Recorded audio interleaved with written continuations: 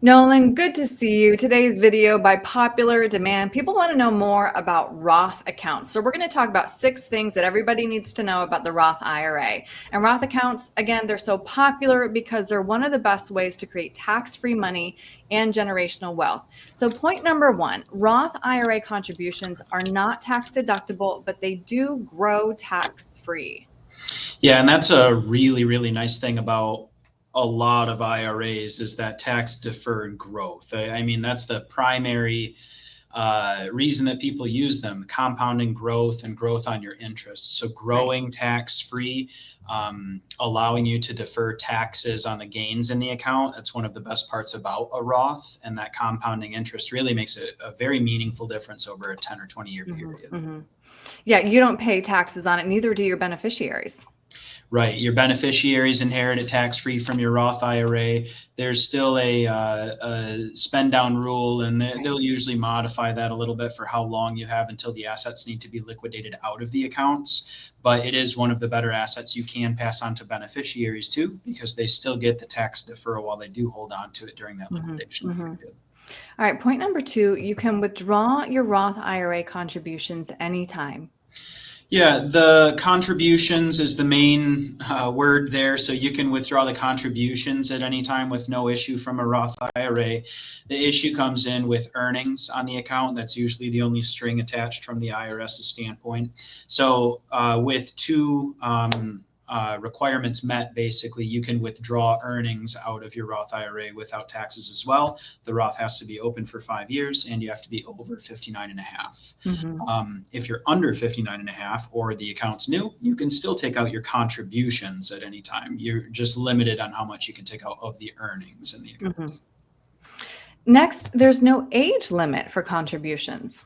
Yeah, that's a cool thing too. You just Yeah. have to have earned income. So as Mhm. long as you have earned income, you can put money into something like this. It's unlike 401ks and IRAs a lot of ways, or in a lot of those ways. Whereas at 73, you're unable to put more money into an Mhm. IRA. You basically Mhm. have to start liquidating them. Roths are a Yeah. little bit different.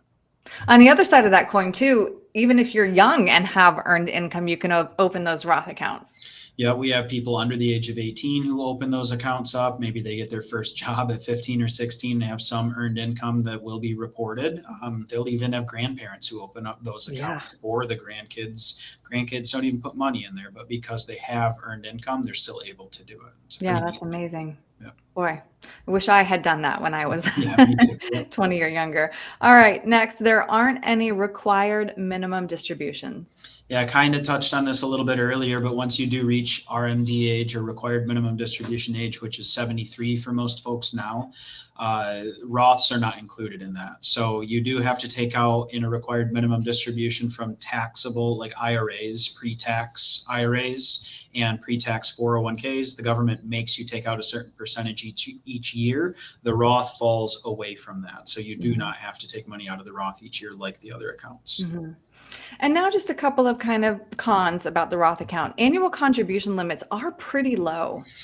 Yeah, $7,000 for most folks, and then an additional $1,000 catch up, and that gets adjusted every 2, 3, 4 years. They inflation adjusted over time.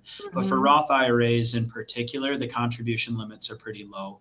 Right. Um, this is something that a lot of people can work around if they have a Roth option available in your 401k. It does allow you to continue the Roth Right. discussion, but into a different area of your savings. So if you're Mhm. doing a 401k and get a match, and then you've maxed out your Roth IRA, you go back to your 401k and consider, instead of pre-tax, well, should I consider doing Roth with that money as well? So that's Mhm. another way to look into it. Mhm.